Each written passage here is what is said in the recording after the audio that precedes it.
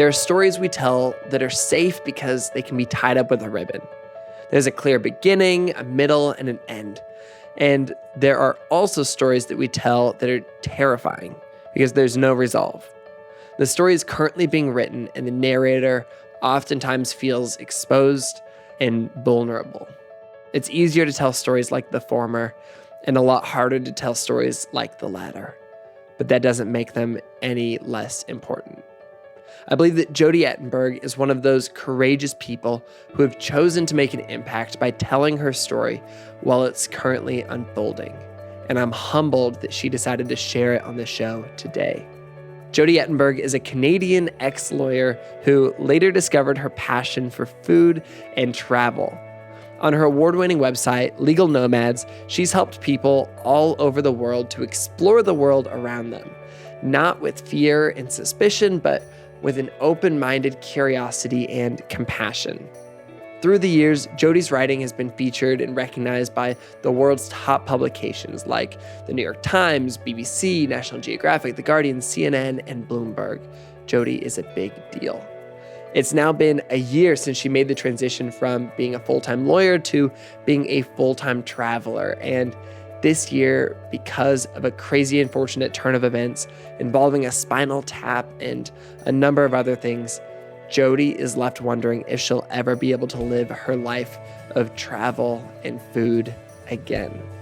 This story is wild and it is heartbreaking, and it's the story of a loss of a dream, an idea, and the loss of momentum. And there's beauty and heartbreak inside of it. It's a difficult story because it doesn't resolve, but oh my gosh, Jodi is just incredible. And for the very first time, Jodi is sharing her story on a podcast since the turn of events that has changed her life forever.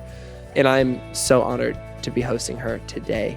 I am Branden Harvey, and this is Sounds Good. This is the weekly podcast where we have conversations with inspiring people who are rejecting cynicism and using their lives to make an impact. Jodi fully embodies these ideas and everything that this show is about. So let's just jump straight into our conversation.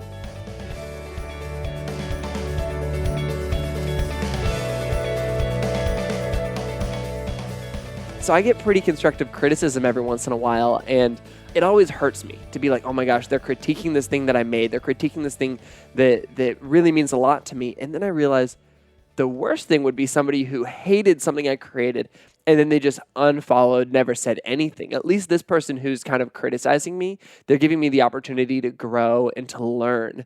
And that's always like a really, really helpful. Once I started thinking about it in that way, it helped me not feel like resentful or angry. It was like, this person's trying to help me. Even though they like disagree with something I'm doing, they're trying to help me. Yeah, I think that's the most charitable way to look at it. You think, and that works for everything, right? You can transpose that outward for a lot of the ways that we can receive information. And there's just, it can take such a negative impact on the body and on the mind to assume that everything's done with ill intent, right? I mean, there's a wider discussion there as well about society. So the way that you're deciding to approach it is, I think, the healthiest way. I mean, you've been running internet stuff for more than a decade now. Legal Nomads is what, more than 10 years old now? Yeah, it's hard to believe. April That's 1st, wild. 2008 is when I actually left New York from my cushy law job that I quit only a few weeks prior. I think if I did it all over again, I'd probably have given myself a few more weeks to come down from the chaos. But at that point, I was like, every subway ride to work was just me listening to music and dreaming of travel. So I just couldn't wait. Really? And so, okay, how long were you a lawyer then? About 5.5 years. Okay. And what got you into that whole world of things? Because and I guess even more than that, how quickly did you fall out of love with it? Well, it's actually not the story it sounds like it is. And I think that's sort of interesting for me because if I saw sort of my fact pattern, I would say the same, that, okay, you must have burnt out as a lawyer, just gotten tired of it. But actually what happened is I never wanted to be a lawyer. I went to law school because someone bet me I couldn't get in. And I went really young. I was 18 when I applied. I didn't do an undergrad in Quebec. They take a few people and kind of rope them into being with, there's no pre-law. It's just you're dumped in with everyone else. At McGill, it was like a pilot program that's now still in the school. They've kept it. So, I was a kid, and then there were everyone else. The average age of my class, I think, was 26. But because I was also a Quebec resident, there was no exorbitant tuition. And I often say in interviews, it's really important to remember that part of why I was able to save up to quit and then, leverage that into a new career was because I didn't have the debt that unfortunately a lot of Americans would come out of law school with having. So I was recruited from law school to a job in New York. And at first they were like, I think you got your date of birth wrong. You must have made a mistake. That 9 is a 6. And I was like, actually, it's kind of a 9. And it was an adventure. I definitely worked 90 hours a week. I think in my first year as a lawyer, I billed 3,000 hours. So it's way, way less hours than you're actually at the office is what you're billing in 11 months. And then I basically took a month-long or 3-week-long trip to China after the deal closed. So for me, I never really wanted to be a lawyer. I figured it was a great degree. It taught me a way of thinking. Once I got in so young, I thought it would just be an interesting education. And in Canada, it's just the school focused a lot more on the philosophy. It's not the same as an American school. It was interesting to compare that to my American colleagues when I was coming out of McGill and starting in New York. My first day of property class, they were talking about, like, do we have the right to own private property? And my American colleagues were like, they did what? You talked about what? So I think it was just a very philosophical approach to the law. And when I got a job in New York, I figured, I'm going to take it and save some money and then figure out what's next. And I quit my job thinking it would be a 1-year sabbatical. I had seen a documentary about the Trans-Siberian trains, and I'd always wanted to go to Lake Baikal as well. And is that in Russia? In Siberia, yeah. Okay. I had a bit of a Siberian problem. There's also this beautiful stone called Charoit that's like only found there that I had seen at Montreal has a huge gemstone festival in Palais des Congrès downtown. And as a kid, my stepdad would always take me, and I was like obsessed with a stone that kind of looks like amethyst and granite had a baby. And of course it was from Siberia. And I was like, all right, I guess I'm going to Siberia. And so the impetus for the trip was really these trains that I was obsessed with, and the story of how they were built and how crazy it was to build them in this like this totally desolate landscape as an act of like political craziness. And then I just figured, well, why not just make it a year trip around the world? And at that point, there were very few people doing that, and there were very few blogs writing about it.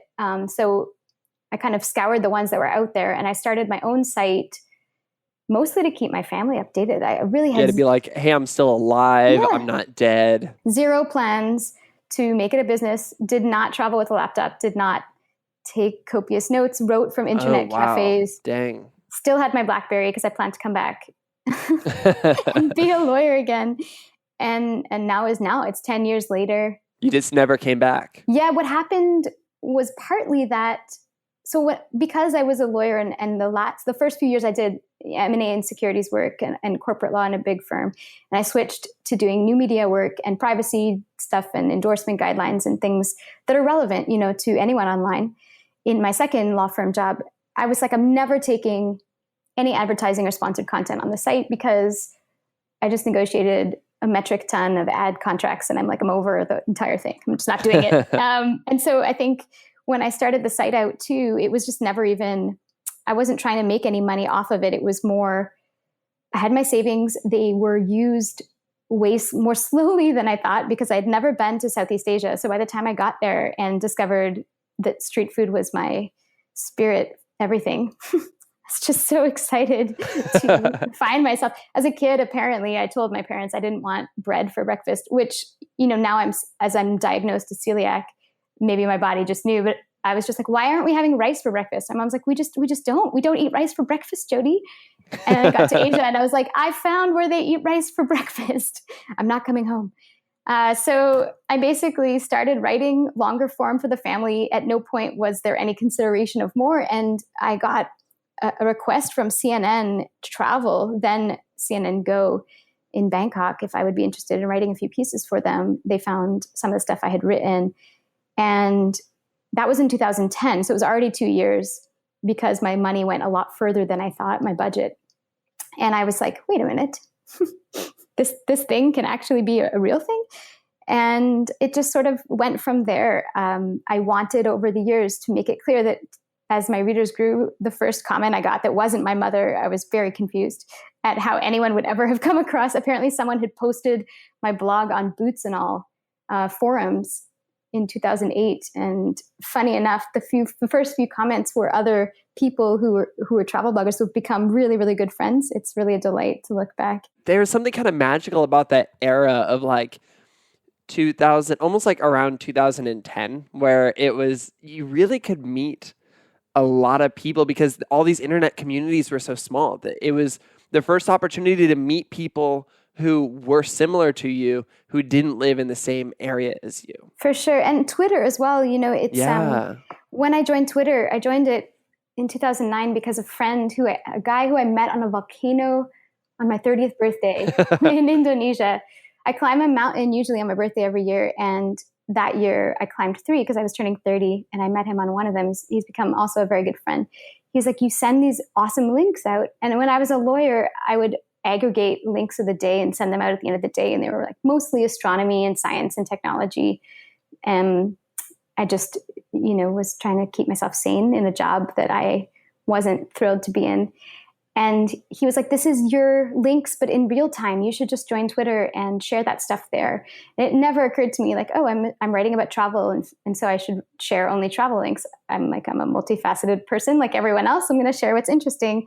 And so I ended up coming across, tons of journalists who Twitter was less crowded and was able to say, I'm in your city now. Can we meet for coffee? I don't think that's as possible anymore. Yeah. And to your point, there was something so lovely about this nascent ability to just slide in sideways into a new industry or place and meet these great thinkers and learn from them and hopefully share, fun travel stories that made them feel they were worth the meeting as well. Totally.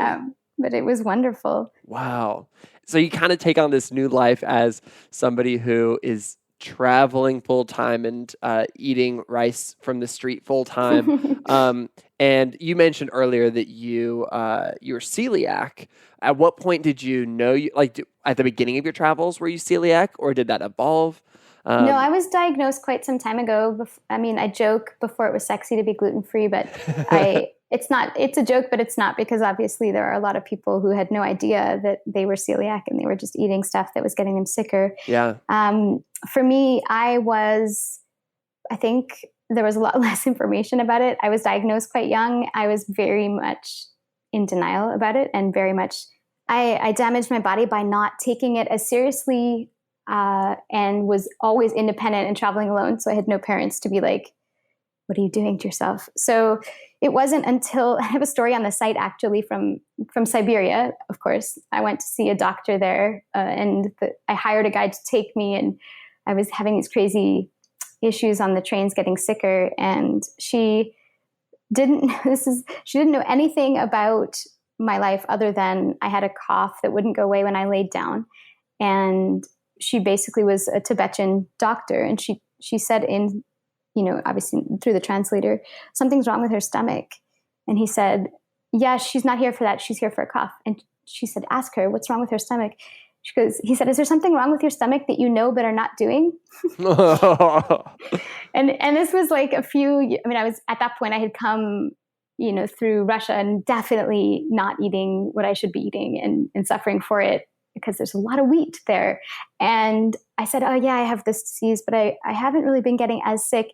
And she said, you will be dead in 10 years if you don't pay attention. And of course, it's someone I haven't met. She had previously just given me my entire family history without me telling her anything. She said, oh, on your father's side, you have these things. On your mother's side, you have these things.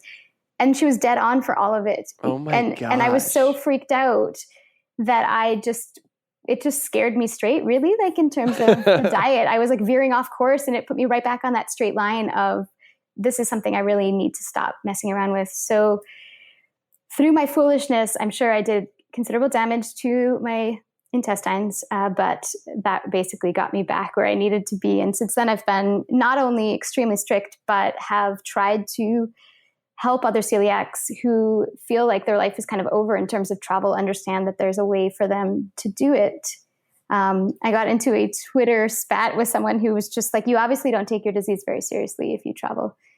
And I was like, what? Well, I mean, I think I do now take it very seriously. What do you mean? And he basically said he never left the house. He never left the house to eat.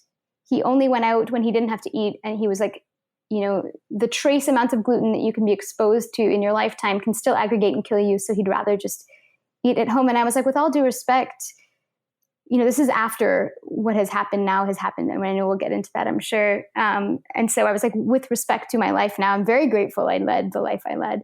But also there's something about the psychology of it. You're locking yourself in your house. There are many other things that could get killed. You can get hit by a bus tomorrow, and you're taking all the enjoyment out of your life because of these fears.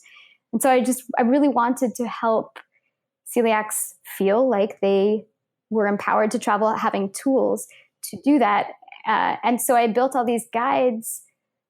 Instead of saying, here's where you should eat, there is some guides have exactly that. But for the most part, I went through every single dish in each country and what was safe and what wasn't, and what ingredients were in it, because the goal was, okay, they can go to a menu and now know what's safe or not. It was about empowering them with the information that they may not otherwise know to look for, instead of just go to this restaurant, because they're not getting as much of a cultural experience if they're only going to specific gluten-free places. Yeah. And I love this idea of you creating tools that help people not be fearful and help people live their lives despite fear or without fear.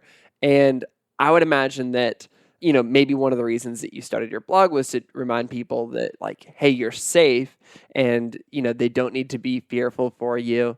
And that in many ways, you probably encountered a number of other things over the course of a decade of traveling the world that many people would be fearful of. But, when you confront it head on, you realize this is pretty normal. What are some of the ups and downs of travel, and how did fear interact with that? I think, as a woman, it's definitely different as an experience to travel alone, both because of how you're always told to be worried, and, because of just the realities of some cultures being different in terms of whether women are allowed in that place to be alone, to be wandering around by themselves, to be traveling by themselves.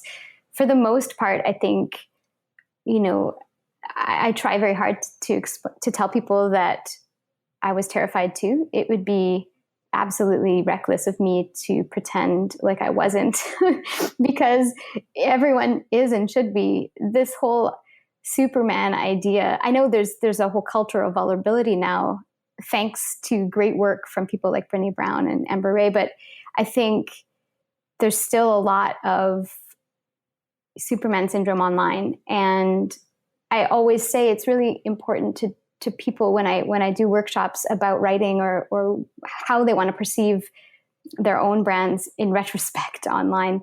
What are the narrative loops that you really want to make sure people digest?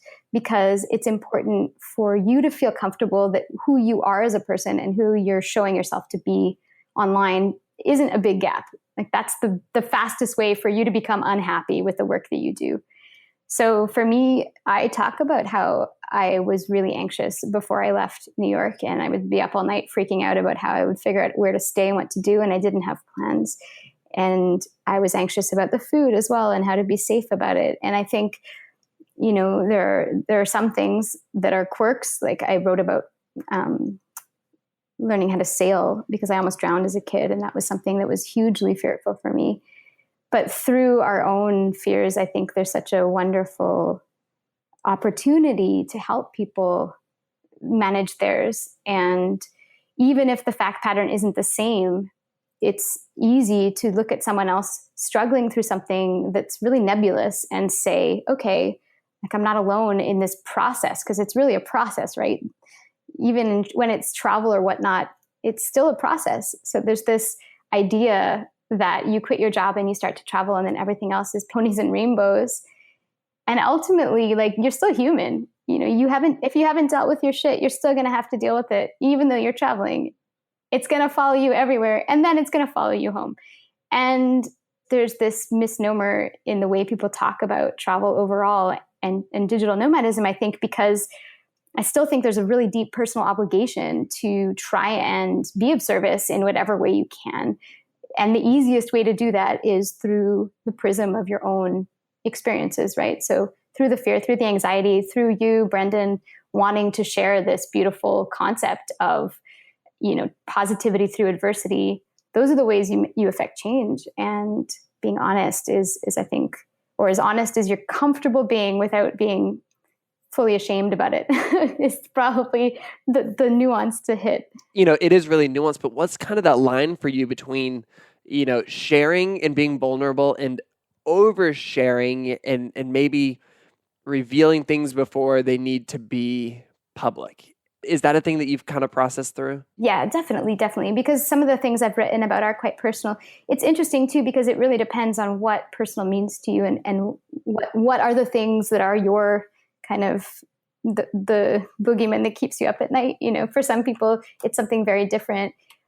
There are people who've said, wow, that post on Vipassana, that was really, you were so vulnerable. And to me, it really wasn't. Like, it was a really overwhelming and transformational experience and stressful experience, but nothing in that was something I look back on and be like, wow, that was a mistake. I think that's how I try and look at it. I think, like, in 5 years, am I going to look back on this and be like, that was a boundaryless problem because I'm in grief, or this was a problem because I'm not, really processing properly? Or is it something that will actually help people? So again, to go back to Brené Brown, right? She talks about stories that people will receive to help them, and then stories that they have to earn.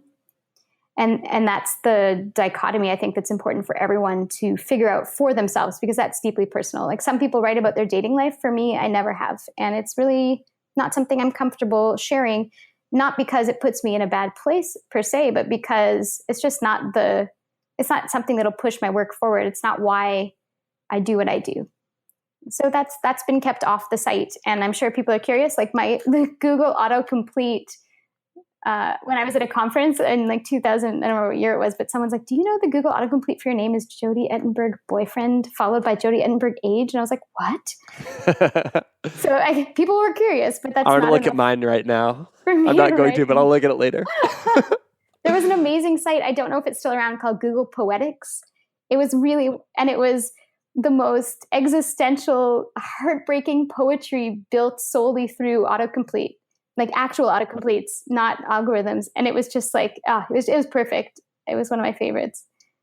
I think for sharing versus not, it's a deeply personal decision. And so much of what I do, to me, the meaning comes from, I wrestled with this thing and I'm stubborn AF and figured out a way to make it better. What if I wasn't that stubborn and wanted to give up? How can I help those people?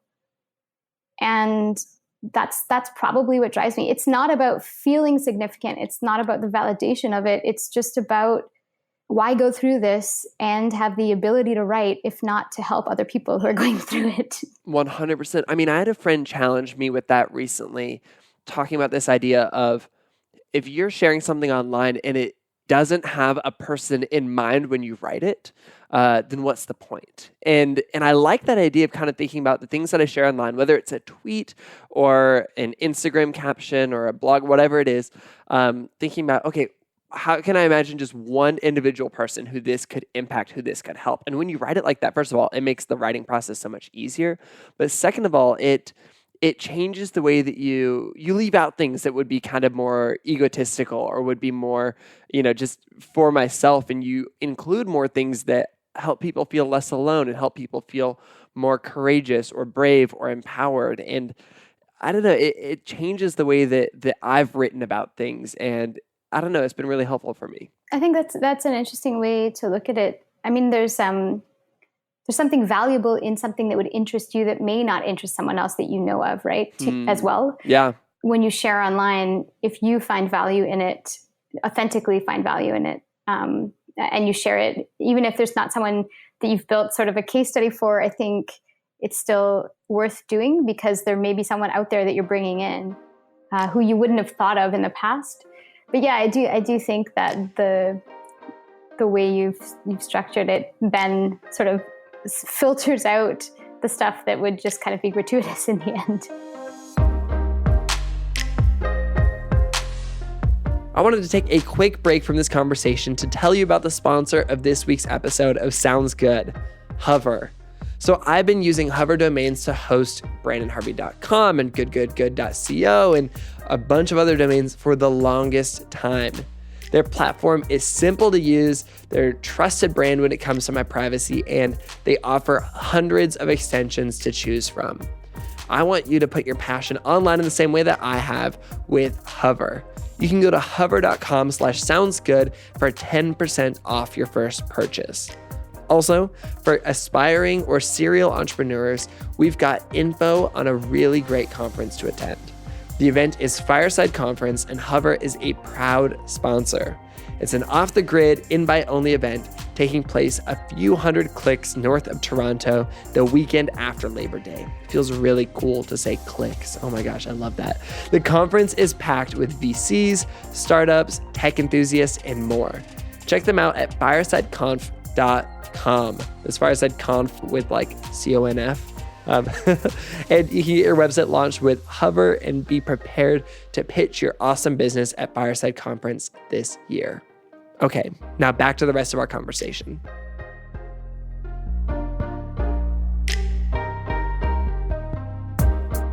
You know, I love this idea because I feel like this is something you truly have done so well. And I mentioned this before we got started with the episode, but when I look at the comments on your website and when I look at the comments on your Instagram, people are truly connected at the heart with you. You know, I would imagine many people have been following you for a decade, 5 years or more.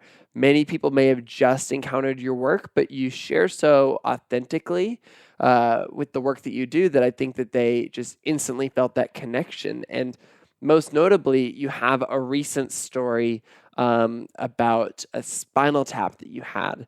And it seems like this has gotten a great deal of attention. This is what kind of inspired me to reach out to you. I've been, visiting your site and finding little articles that were helpful for me here and there through the years, but reading this most recent story really drew me in, and it was really powerful and also heartbreaking, honestly, to kind of hear about what you've been going through. And so I'd love to talk about it a little bit because I know that it's altered your life significantly, but I'm also so inspired by the way that you've shared this so openly and helped other people feel less alone, and also just helped more and more people understand what's going on. And so maybe we can start at the beginning with, you showing up at the doctor. Sure. I mean, it is a crazy pants story.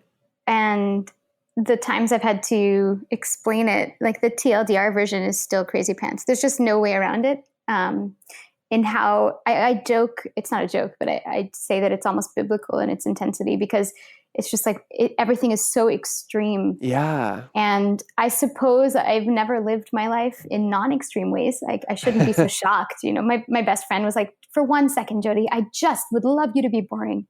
And this was after everything had happened, and that I almost died during the last surgery to fix this, which I will explain briefly. But that was when she said, Jodi, really, like, can we just do normal for a hot minute? The version of it, I mean, there's so much I haven't yet shared, and I'm slowly putting together a post about 10 years of legal nomads, and I'm sharing a bit more, but there's the actual facts. The facts are I had terrible, terrible symptoms that were extreme and not something I would ever, I presented to the ER in New York. Like, I know what that costs, and I had insurance, right? But like, it's still crazy pants expensive no matter what. And I wouldn't have done it unless it was something extremely different and scary. And you've gotten like sick and had all kinds of experiences through the last decade. And so you knew that this was something that you're like, oh, I need to go to a hospital. Yeah. I mean, I'm not a hypochondriac, and I'm also when they ask you the pain, the McGill pain index of like, how do they, and I'm always like, I don't know. I'm always in pain. I've had chronic pain issues for years. I've written about it. So it was something very extreme. Otherwise I absolutely wouldn't have gone, and something new. And they did a spinal tap because they were concerned about a brain bleed. And they used, at the time, of course, I did not know this, they used huge needles, 18 gauge needles, which when I told this to the doctors who ended up fixing the problem, they were so shocked. They called the hospital to be like, what were you thinking?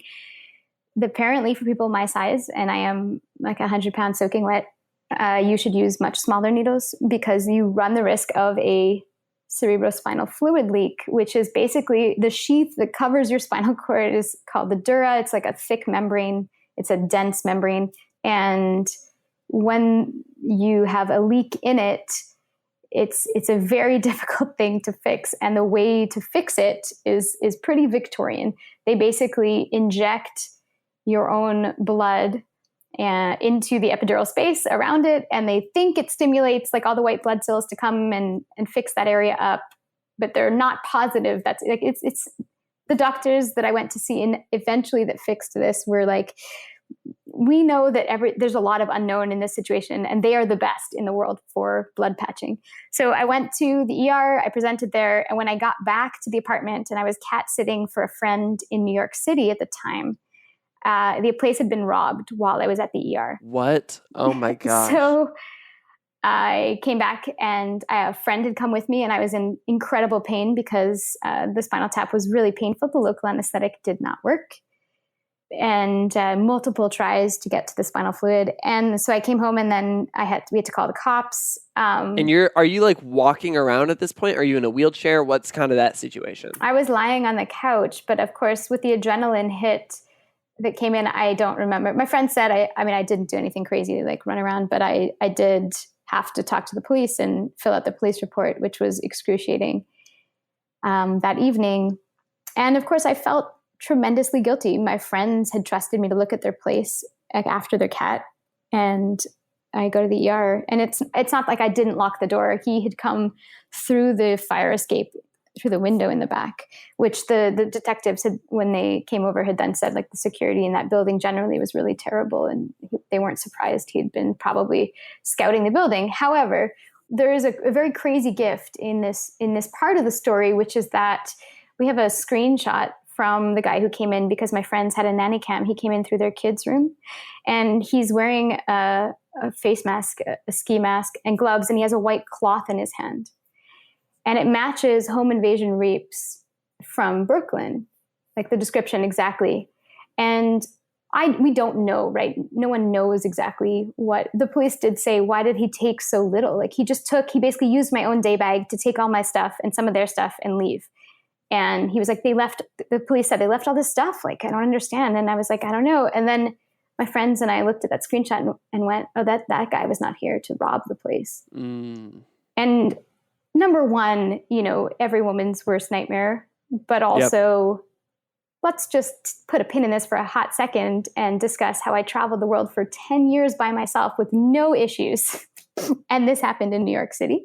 To all the people who were like, wow, travel is dangerous. Man, and that's such a blessing in disguise because it's terrible that you had to go to the ER. It's terrible that you got robbed, but it's way better than the alternative. And that's the thing. I didn't share that at the beginning. And honestly, Branden, that messed me up bad. Like I still have trouble with that aspect of it. Yeah. It's terrifying. And I had to stay in that place for 2 more weeks being completely incapacitated until my family came to get me, which itself was like a psychological terrorizing activity. And obviously I've talked to someone about it. It's like, it's extreme enough. This whole situation is extreme enough. But I will say 2 things. One is that insanity of those kind of sliding doors moment of what had happened if I stayed home. I firmly believe, as you said, that if I had stayed back, it would have been way more destructive for me. And knowing what I know now about, this whole process, I feel very lucky, number one, that I wasn't home. And number 2, that I had that because I see all these people I have now come into contact with chronic CSF leaks from a lumbar puncture, and they are just consumed by their bitterness that they decided to have the procedure. And I understand that. I mean, they basically, the rest of their lives so far have been ruined by this. Because it's essentially a doctor's mistake or at least a policy within the hospital that caused this problem for them? Is that why? Well, I mean, there's different reasons you can get a leak. Some people have connective tissue disorders they didn't know about. Some people just had a resident do the puncture and they did a really bad job. There are other reasons, but it was like they agreed with the doctor's advice to get it to test for something, and they've never forgiven themselves. And in my case, I agreed. I was not informed of the risk of a leak. Like, this is not something any of us really seem to know. But it's more that I don't regret the decision because of the other unfolding insanity of this circumstance. And that's a huge gift because there's no healing in bitterness. And it would have been an incredible process to try and get over that hump of my anger and bitterness. And I didn't have to, because at no point do I think I wish I hadn't gone to the hospital that day, because I'm very grateful I went to the hospital that day. It also has a lot to do with the posturing of your heart. I think that somebody could be in the exact same situation and they could also be bitter. And so I think that it says a lot about who you are and the life experiences that led up to that moment, that you were able to look at that and instead of saying, I have the worst luck in the world, all of these things are terrible, you said, this is a blessing in disguise. Well, I want to go back to my readers for a second too, in terms of blessings, because again, so much of this, they call themselves leakers. The leaker community, which is probably a thing that you didn't know existed did before did not even know what the Dura was. I'm learning what this is right now. It's actually pretty interesting. I mean, how much I've had to learn, obviously, is extraordinary because these days, as we all know, we have to be our own advocates. I've really, pushed back on a lot of the allopathic stuff in getting better and tried to let my body get back to a place where it remembers how to heal as well. Obviously, I needed the patches. And to finish that part of the story, I guess I'll go back to the readers in a second. To finish that part of what happened, I ended up fighting to get into Duke, which is in North Carolina, because they have a CSF patching specialty. One woman named Dr. Gray basically was like, this is a real problem and we don't really know how to fix it. No one does. And so she pioneered a program and trained doctors, and they see like 10 people a day now. People get leaks from epidurals in childbirth when the tap goes too far. It becomes a wet tap, from back surgeries, from epidural pain injections, and from lumbar punctures. And then there's a subset of people who just sneeze or cough too hard and blow out a leak because they have a huge connective tissue problem. And it's really a shocking thing because, I went down there. I had to, at first my doctor, who was fabulous, had said, this is going to be easy. It's a lumbar puncture. We know around the area. We're going to patch here and do, a CT myelogram and test to see what else is going on in your back just in case. And it took 4 rounds of patching, 22 patches in total, with both my own blood and fibrin glue. And fibrin is basically your own blood, not your own blood, third-party blood mixed with a protein called a prontonin, and they inject it with this like double barrel needle into your back. Now you're totally awake for patching because you have to be able to tell them. Some hospitals don't, but I appreciate Duke does, because they tell you, you need to let us know if it hurts, because that's when we have to stop, because you don't want to damage the nerves.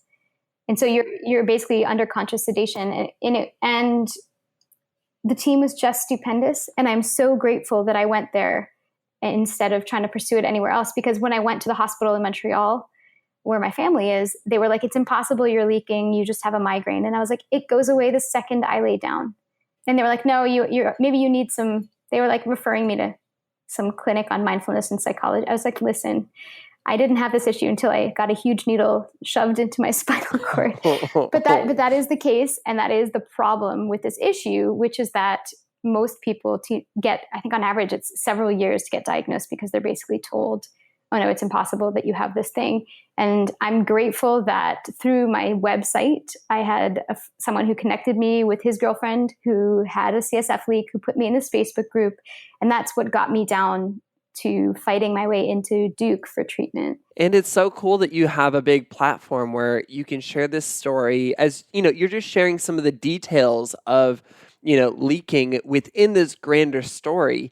And so people I have no doubt I have read this and all of a sudden they realize that this is them, or all of a sudden they realize that their partner is experiencing this. Like that is so powerful. Yes, I have 8 readers so far pursuing treatment at Duke. Oh, good. Wow. That's incredible. Yeah, of course. The difficult thing to explain to people about the leaking situation is that it's basically the leak of your cerebrospinal fluid goes all the way up to your brain and it cushions your brain. It's basically like a fluid that it rests on so that your brain is not clanging around in your skull all the time. It's a very, abrupt way of describing it. But when you have a leak, your fluid is low. And so your brain basically sinks into your spine. And what it feels like is someone is crushing your head into your spine. And it's as soon as you stand up. But when you're lying down, it's fine. And so I basically had to lay down for months. And some people try and, pump caffeine and salt to try and increase CSF production. But I was like, I want to get sealed. I don't want my body to get used to pumping out more CSF and then having to compensate on the back end. And I asked the doctor at Duke, is my theory doable? He's like, well, no one's ever done it that way, but I don't see why not, go for it. And it's just been interesting to have to explain of how much of your body it affects. Like this little thing is not so little because it affects, I have lasting brain injury because after 7 months of my brain clanging around my skull, it's basically like continuous concussion, not as aggressive as like a concussion that you're smashing your head, but like there is continuous brain injury by doing that. And cognitively and loud noises and other things are still something I'm trying to get back. And so does every patient that I've spoken to who leaks long-term has similar issues, which means it's no cause for panic. And like anything, the brain is amazing at trying to get back to stasis, right? But it's definitely alarming, and that it really affects your central nervous system. Having CSF outside the dura just messes with so much. So your muscles are twitching and there's crazy nerve pain. And it was really just, I can't express how bad it was. I really can't. On top of all of the physical struggles, what is it like on more of an emotional level? You spent 10 years traveling and running this blog, and then it sounds like you spend a lot of your time, horizontal and maybe not out exploring the world and trying new foods. That's got to be a really hard thing to get used to. I remember living in my mom's basement during the worst of this time, and thinking, it just dawned on me at 4 a.m. I just wasn't sleeping anymore. I was so stressed and upset. I'm like, oh my God, I'm never going to get back out there. Like, no matter what happens, the grief for me is not just the lack of travel, because that is hard, right? But I have had 10 years of it, and I'm grateful that I did. A lot of people don't even get an iota of the ridiculous experiences. But it's also the grief for the lack of worry about movement, because I haven't bent or lifted or twisted since August 2017. And there's no good data about whether or not it's okay to do so given what's going on in my body. Like for people who were not dealing with chronic pain before and don't have problems with their connective tissue, that's different. But I do have all these problems, and there's just no promising data, no one to say like you can do this or you can't do this. So people have re-leaked, for example, because they're on a plane and the plane repressurizes when they land and they blow out a new leak in their dura. And they re-leak by doing yoga, or they re-leak by reaching down into the laundry barrel to get laundry, let alone the kind of like bumpy collectivo rides and insane motorcycle trips I did while I was traveling. And so it's really hard to understand like where joy comes from now. Yeah, I just can't even imagine. During all of these difficulties and all of these struggles, who have been the people in your life who you've been most grateful for? What have your relationships looked like in this time? Because it sounds like you have some good people in your life. Before I go into the specifics of that, my readers have been this incredible buoying surface for me that just supported me and kept me afloat when my brain wasn't. I wrote often on my fan page and on Instagram, I mean, often for someone who was like in terrible health and in this big crisis. But I tried to share openly, but not, as you said earlier, not openly, but not too dramatically. Although it is dramatic, this was an incredibly dramatic situation. Like, I received thousands of emails since this happened telling me, hi, you don't know me, but I'm so sad about what happened to you. Let me tell you how you've changed my life. Wow. And who gets that, right? Like, to go back to the gratitude portion, who gets that? I just cannot explain how much that helped. And it's unfortunate, right? Because as people, we should get that from within.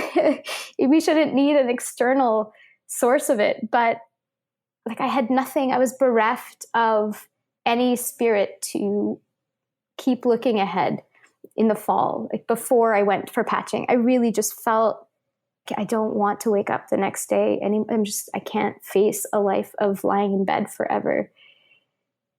And this kind of outpouring was just so incredibly integral to keeping me afloat.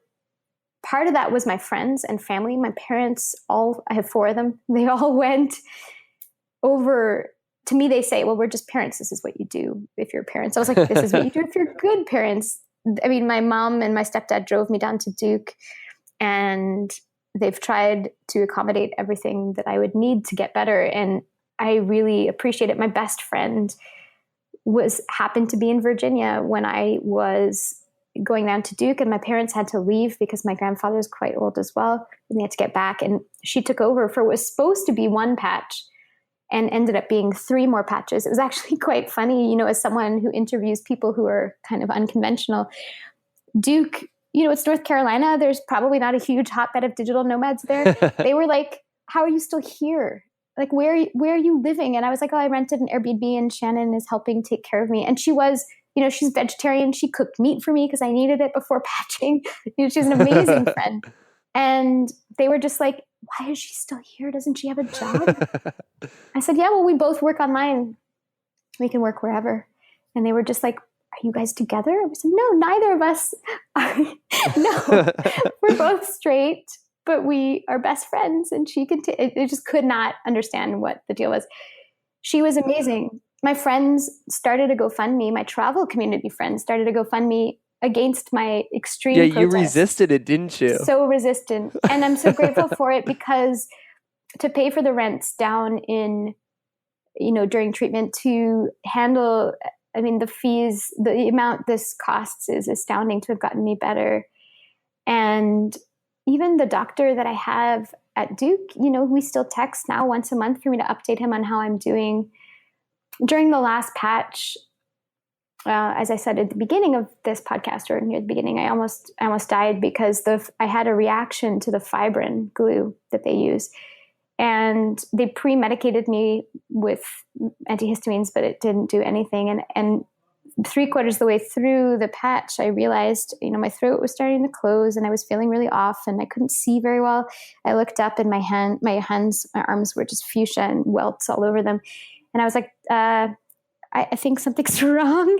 And the doctor called for IV steroids to try and bring down the reaction. And I was like, finish the patch. He was like, are you serious? I was like, just finish it. Like, I'm not doing this for nothing. Which later he was like, you are ridiculous. Then that didn't work. And so they had to like flip me over onto my back and give me an injection of epinephrine, which I've never had before. And, the whole thing was very quick, but not quick. Of course, any near-death experience is like something where people say, oh yeah, time kind of got a little weird. I was just so calm because I kept thinking I have had all these amazing experiences. I really don't have many regrets in my life. And I'm like, if this is it, then I feel like I was enough, which is like a really intense and crazy experience. And the doctor just thought I was in shock because he was like... You were saying that out loud? No, okay. I was just totally calm and shaking uncontrollably because the epinephrine. But even before the epinephrine, as my throat was closing, I was just like, finish the patch. And then once they injected me, they were looking down at me. And I was like, I'm totally fine, guys. I'm fine. You guys are all here to keep me safe. Like, that's all I kept thinking was everyone's going to do their best. And if it's not enough, I lived a good life.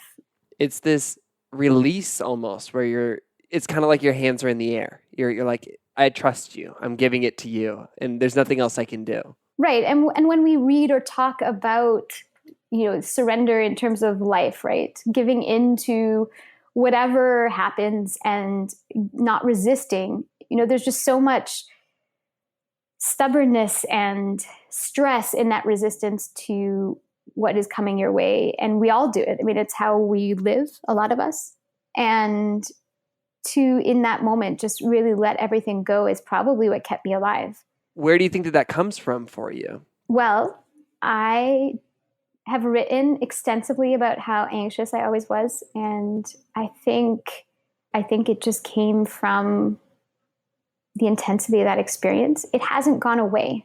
I think that experience fundamentally changed my brain.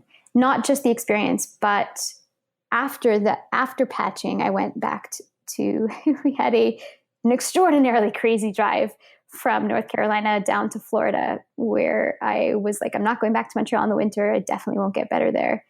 And we didn't know if the patch worked. We just didn't know anything. And with the epinephrine and the steroids, like, my body was just a mess, and I was in incredible amounts of pain. And it was really just, there was just not knowing. And I basically spent, 6 to 7 hours a day meditating when I got down there, because it wasn't going to help me get better to choose worry over the curiosity of where this could go. And I say that casually, but let me tell you, it took constant vigilance every second of every day to shift my mind back to that state of curiosity or wonder, and not to be lodged in this place of total panic, because I had all reasons to panic. Like, the facts were terrible. I could never get fibrin again. I couldn't necessarily, if I sprung a new leak or if it didn't work, like, they didn't know where to cut in to do surgery, because none of the patching areas so far. The third patch round worked, by the way, but then I sat down wrong and it tore all the patching. That's how delicate it is. And so on the fourth one, this was kind of like the final hurrah, my Hail Mary patch. And we just didn't know. I say we because Shannon was the one to drive me to Florida, and had to contend with this meta discussion about how do you build a life that has meaning with the complete obliteration of what you built because you did what you loved. It's such a brave thing for you to, you said that you in Florida were spending your time meditating. It's such a brave thing to kind of confront this head on, because I think it would be really easy to numb this. Whether you're just like, oh, well, I've got to sit on my couch all day. I'm just going to watch TV and not think about this. Or I'm just going to, take the drugs that are being prescribed to me and not feel this, etc.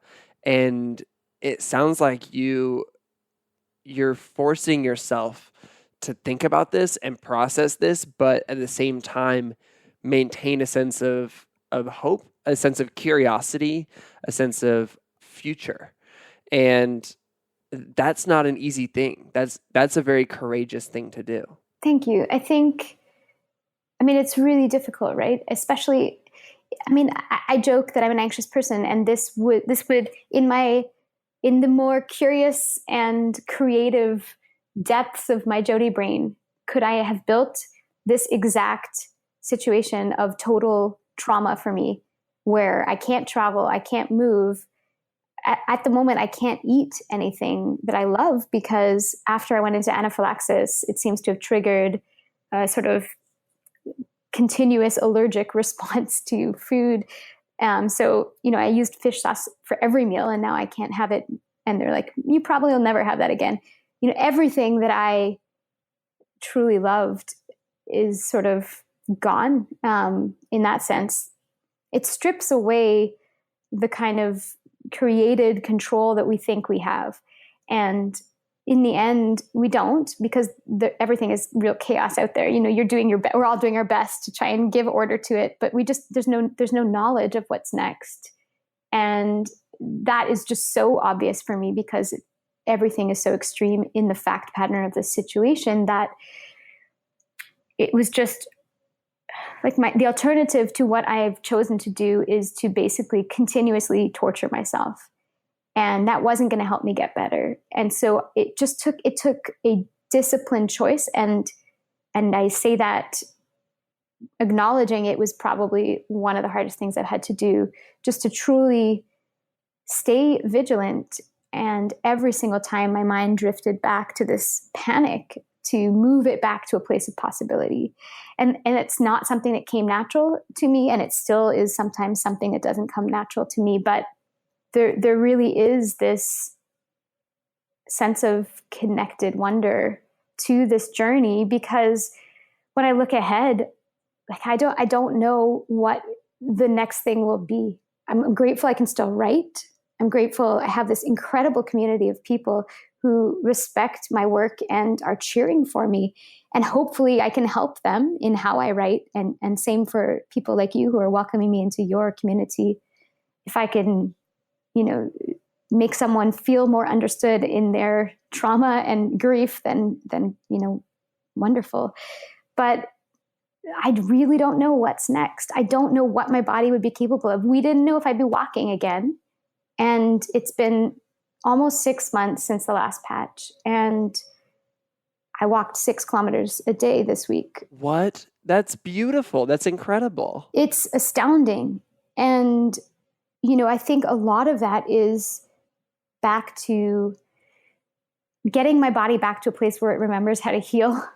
The trauma of what happened, that guy coming for me really messed me up. And it would mess anyone up, of course. But it means that my body wasn't in a state where it was like, we got this. We're gonna work with you. I was just stuck in this fight or flight place for so long, no matter what I did. And the patch really didn't kick in.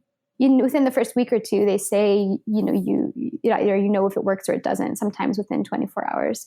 And for the 3rd round, I knew right away in the hospital, oh yes, this got the leak. I could feel it as soon as I stood up. For this, I felt leaking symptoms all the way through till 6 weeks out. It was just so confusing. And there was just no real guidance for me to have hope, because the facts were showing themselves to be so poor. And it was this incredibly challenging situation to really force my mind to a better place. But that's all I had control over. And that's what it came down to. Like, that's all I had control over was my mind. Everything else was not up to me anymore, because my body was doing what it was doing, and the patch was done, and we couldn't do another one. We couldn't do surgery. This was it, So people ask me, do you think you did this with your mind to help yourself heal? What I think may have happened, and I say may because I'm not a doctor, is just that the work with the meditation, the work on calming my mind and like bringing more mind-body connection again, just helped my body get back to a place where it actually remembered how to do what it's meant to do. And so in combination with the allopathic stuff, with the patching, which I clearly needed because there were huge needles that were used, got me where I am today. And part of the challenge going forward is the understanding that if I leak again, I'm kind of screwed, right? Like people who re-leak 5 years later by sneezing too hard or by twisting the wrong way, like having that hanging over your movement is something that's really difficult. But it's also my reality. And I think the whole part of this, I have a family member who every time I say like, they're like, what's wrong? And I was like, I'm having trouble with this thing. And they're just like, but you can walk. And I'm like, of course I can walk. And of course I'm grateful every second that I can walk. Every morning that I get up and I stand and I don't have my brain dragging into my spine, I feel incredible gratitude. But that doesn't mean I also don't have a ton of grief.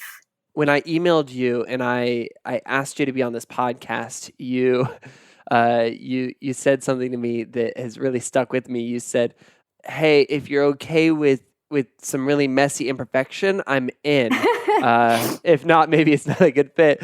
And I'm a huge fan of messy imperfection. And right, didn't you interview someone recently who said that too? Yeah, I had Angeli Pinto, and she said the exact same thing. And it's one of those things where I would love for this episode to wrap up so neatly and perfectly and for us to say, and what do you feel hopeful about? And you said, and here's where we're going, and here's exactly, the game plan. But I don't have an expectation that you're going to wrap this up in a neat bow. But I also feel hopeful that you will, but I don't expect you to know that right now. You know what I mean? I don't expect you to have a game plan and to make this feel like a perfect little wrap up so that everybody listening can just feel happy and awesome at the end of this episode. Right. But I think that that's the most connective thing. I don't know about you. I question when things are too perfect. I'm like, there's something off there. We are all imperfect. We are human. We are maybe perfect in our imperfection, we are perfect in our flaws, but that doesn't mean that there's like a neat little bundle at the end, right? That makes perfect sense. This story is a little crazy. There's so many loops that connect up, in ways I couldn't have drafted the screenplay if I tried, is what I joke. And that is one thing I've not happily lost, is my sense of humor. But I think the not knowing is both the hardest part and the most in my face. And I think so much of this is rare and new. The CSF leaks are under a rare disorder. There's so much of what I'm dealing with that is unknown, that my choice was to do what I always did and try and control like little slivers here and there, or let it all go like I did when this all went down, and just focus on my mind and on redirecting things toward a place of gratitude and process the grief happily. But when people say to me, what's next? Like, what do you have for next? What's on tap for the next 6 months? Someone said that to me. I was like, what? Walking? Learning how to walk again? I don't know. I just don't know. And I don't think I should know, because everything that's happened has been so outside the realm of a normal sequence. And like I said, when have I been normal? So I will wrap up by telling a short story, which is that when I first started walking again, I was on a lake, beautiful birds. The birds kind of kept me sane. There were these huge cranes, sandhill cranes in Florida. And for some reason, they didn't mind me walking right up to them, and they would just walk right by. And it was just so wondrous. Those birds gave me a sense of joy that nothing else did at the time. And I met a guy who obviously saw my walking awkwardly and, gently asked what was going on. And I gave him the TLDR version. And he shared that he had had cancer 12 years ago, and that he understood what it was like to look down the barrel of a life that may never be normal again, but also a life that may be destroyed again at any time. And he said, you just have to keep your eye on the prize. And I said, but I don't understand what the prize is anymore, when everything that I valued as a goal has been taken away. And he said, the prize is that you're going to wake up tomorrow and it's going to be a better day. That's it. And that's all I look forward to now. Because that's all I can really control is I'm going to wake up tomorrow. It's going to be better. I'm going to try again.